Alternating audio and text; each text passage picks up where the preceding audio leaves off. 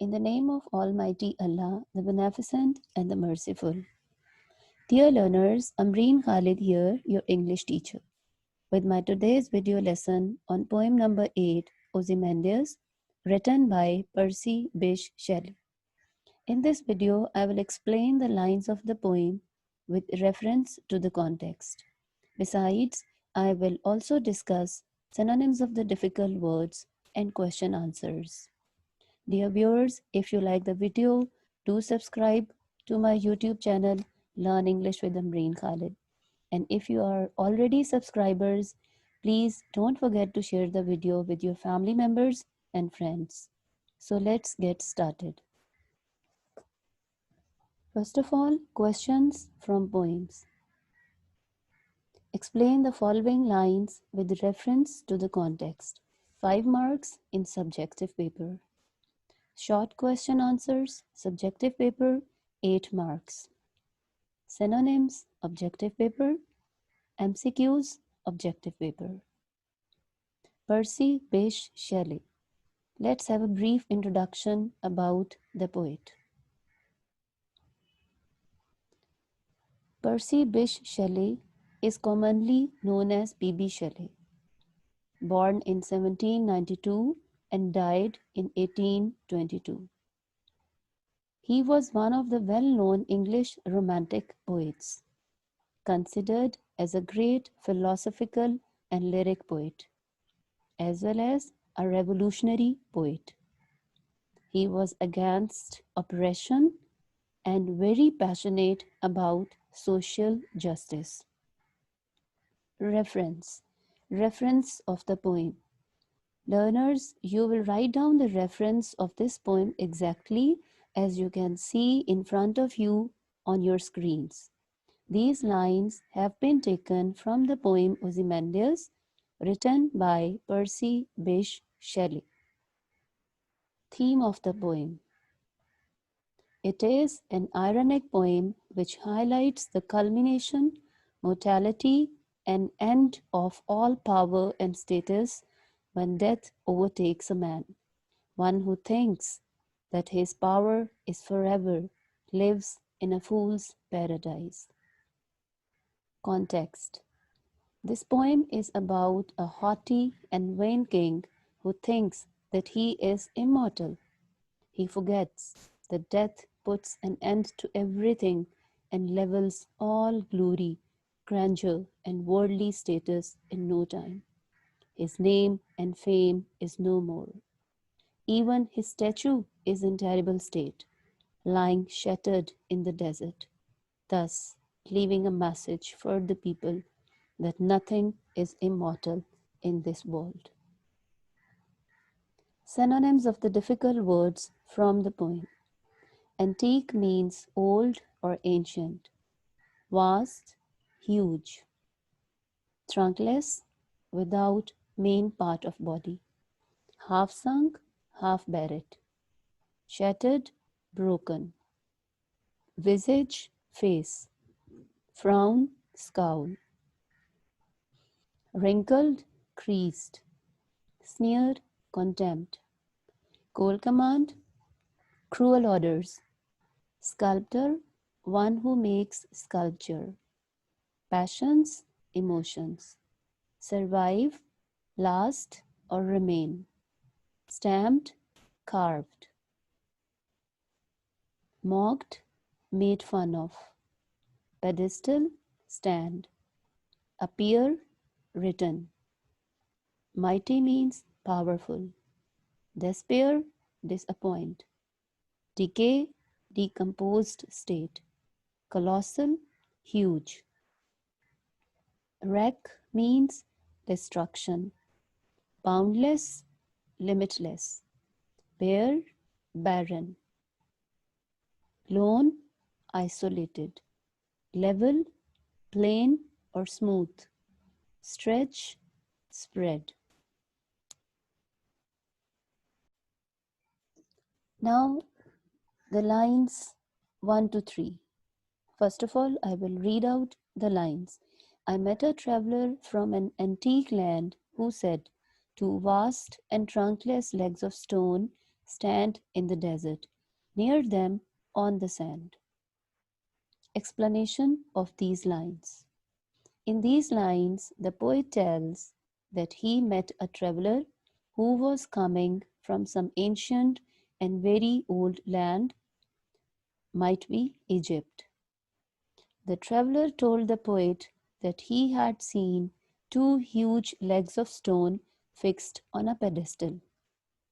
Stone legs, or the legs of the statue, were without the main part of the body.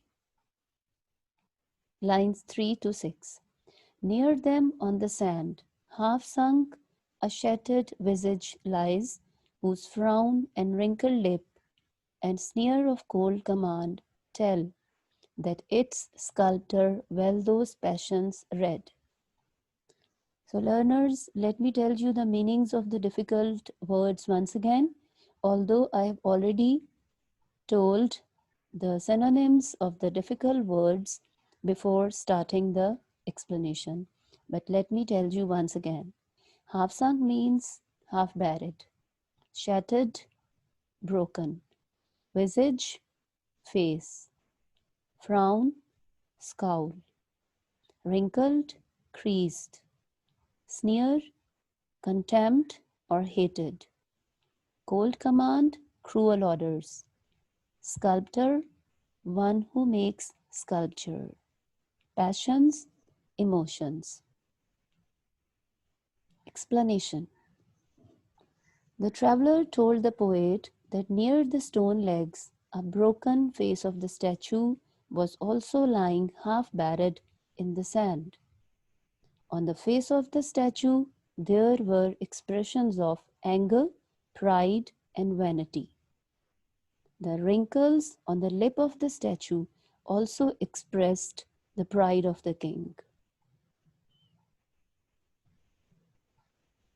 The sculptor has also very beautifully carved the contempt and hatred with which the king used to give cruel orders for the poor people in his time.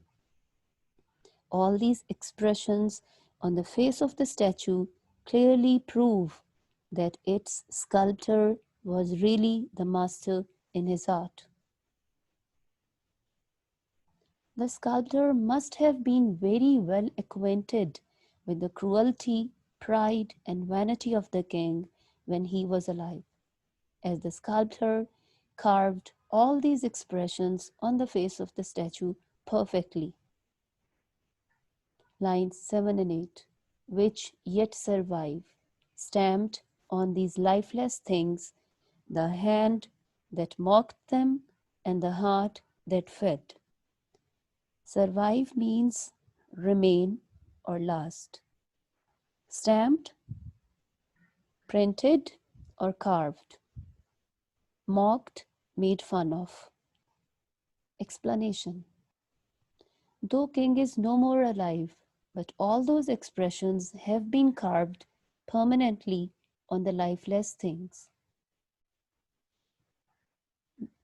The hand of the statue has also been carved in the same way as the king used to make fun of the people in his life. By carving these expressions, the sculptor has also very beautifully presented before us the picture of the heartless and cruel king. Lines 9 to 11. And on the pedestal, these lines appear.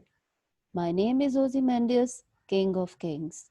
Look on my works, ye mighty, and despair. Appear means written, mighty, powerful, and despair, disappoint. Explanation of these lines. The traveler also told the poet that the following words were written on the stand or the pedestal where the trunkless legs have been fixed. Those words were the message by the king for the people who used to cross that desert where the statue was placed. The king said, his name is Ozymandias. He is the greatest king among all the kings of the world.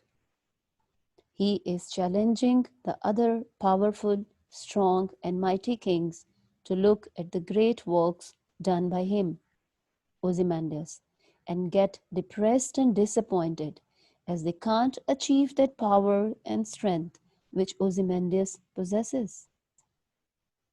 Lines 11 to 14, last lines. Nothing beside remains, round the decay of that colossal wreck, boundless and bare, the lone and level sands stretch far away. Decay, decomposed, colossal, huge, wreck, damaged, boundless, limitless, bare, barren, lone, isolated or desolate, level, plain or smooth, stretch, spread. Explanation. In the last lines of the poem, we have been told that nothing remains or stays forever. Everything has to die or decay sooner or later. So the same happened to the king as well as to his statue. Now the statue is lying broken and shattered in the sand in a deformed and decaying shape. Around the shattered and broken parts of the statue, only barren and limitless desert spreads far away. So we get the message that nothing is immortal in this world or life. If something remains in the world after death, that is kindness, good deeds, good manners, compassion, and sympathy for others. Now, learners, let me tell you about the questions in the exercise. Question: what kind of feelings does the poem create in the reader's mind? Answer is, after reading the poem, the reader feels that this life is temporary and mortal. All the negative traits like pride, vanity, cruelty, false superiority lead to nowhere else. What remains is the kindness, sympathy, and compassion. Another question is, what did the traveler see in the desert? Answer is, the traveler saw two huge stone legs of the statue on the pedestal in the desert without main part of the body. Near those legs, the broken, distorted face of the statue was also lying half buried in the sand. So this is the end of the poem, dear learners. Before ending my video lesson today, let me present before you very famous lines written by P.B.Shelley. These lines have been taken from his poem, again very famous poem, Ode to the West Wind. O wind, if winter comes, can spring be far behind? Oh, lift me as a wave, a leaf, a cloud. I fall upon the thorns of life, I bleed. The deeper meaning of these lines is the message of hope. He says that it is always very dark before the dawn. Similarly, when winter comes, it gives the indication that spring, the time of rebirth of everything, will be coming very soon after the dark and gloomy time of the year. So, learners, we should always remain very hopeful in our life. With this message, I end my today's video lecture. Take good care of yourself. Allah Hafiz.